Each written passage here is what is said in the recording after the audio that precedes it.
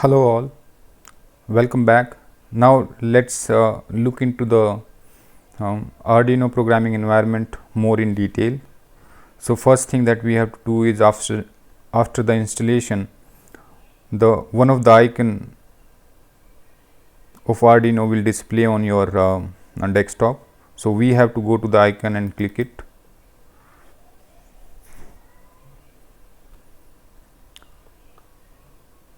It might take like 10 to 15 seconds or even lesser than that to start.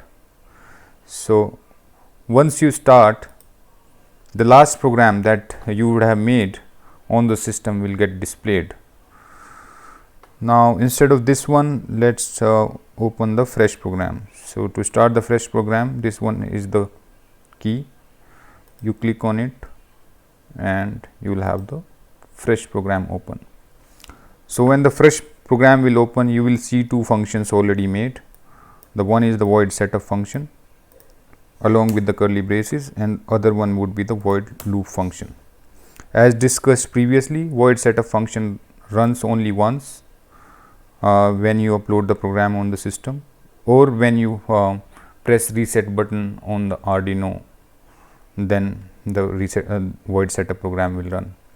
However, void loop is the program which runs repetitively. Now this entire thing is the programming window where you write your code. On the top you have your sketch name, which you can change it. So you just put it as save, change it to first program. So once you change the name, whatever name you have kept will come on the top. Then this one is to verify or to compile the program that you have made. If everything is fine, all the curly braces are in place, all your semicolons are in place, there is no error in the code, then the compilation will happen successfully. However, if there is some error, then it will throw up the error and you will see the message on this part of the screen.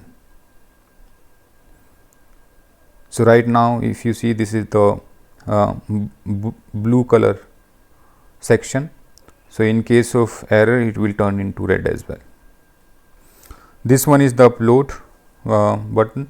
So using this button you upload the program into your Arduino Uno from the computer. However, before that you have to connect the Arduino with computer using the USB wire that you would have received along with Arduino Uno.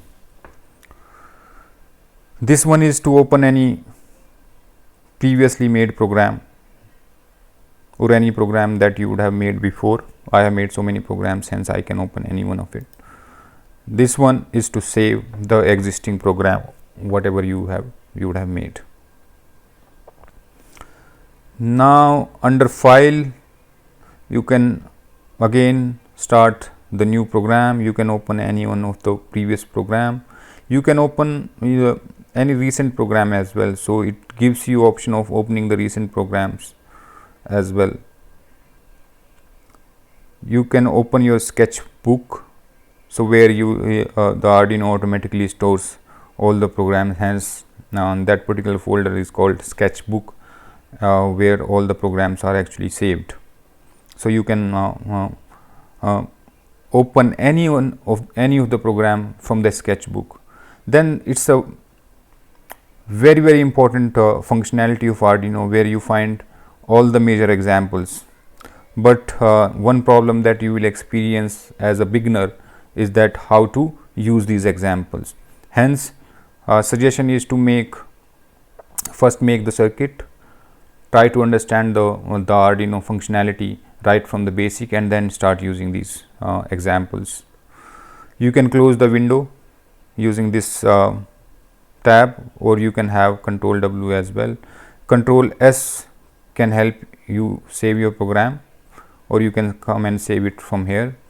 Save as, you can do, if suppose you want to change the name of the program to something else and you want to save it as something else, then you can use save as function. Likewise, if you want to quit, you can quit it, or you can print it as well. This is not that much important. Now this is very important, how to include the library. So there are lots of components where we need like different kind of libraries. For example, for keypad, we know for using keypad we need keypad.h. For using GPS module, we need GPS library. For using our LCD screen, we need liquid crystal.h. So how to include those libraries into your system? So we can go here and we can click on include libraries.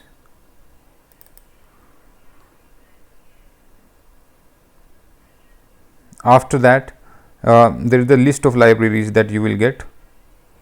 Also go to manage libraries. Once you go to manage libraries, you will get list of all the libraries. The only thing you have to do is search for it. So for example, keypad, you will get all the libraries. So you just have to choose which library you want to add. Let's see, liquid. So so we have liquid crystal library, which is for LCD. So you just have to come here, click on this and install. So it will get installed automatically. Then you can close it.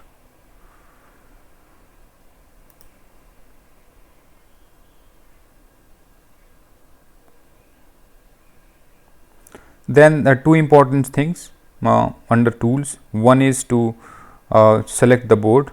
So for example, if you are using Arduino Uno, you just have to select this one, Arduino Genuino Uno. Or if for example you are using Arduino Nano or any one of the board, you have to use the same board as you are using practically over here, or rather you have to select the same board, else the program will not run. I generally use Arduino Uno, so my selection is Arduino Uno already. The second thing is, once you connect your Arduino with the computer using USB wire, the port will get activated and you will get one or two or even more options. So you just have to select the correct port that your computer has allocated to your Arduino, so that the communication can happen between Arduino and your computer. Under help, you can go to references and you can learn about Arduino coding. So it will take you to a web page, hence your internet has to be working. So everything about your Arduino, all the functions, constants, variables, structures, everything you will find on this window. So the only thing that you have to do is click on it and start reading about it. You will get a fairly good idea of different kind of functionalities of Arduino. That's pretty much it from this video. Now we will be looking into the hardware part of it. We'll try to connect the Arduino Uno and try to run a test code.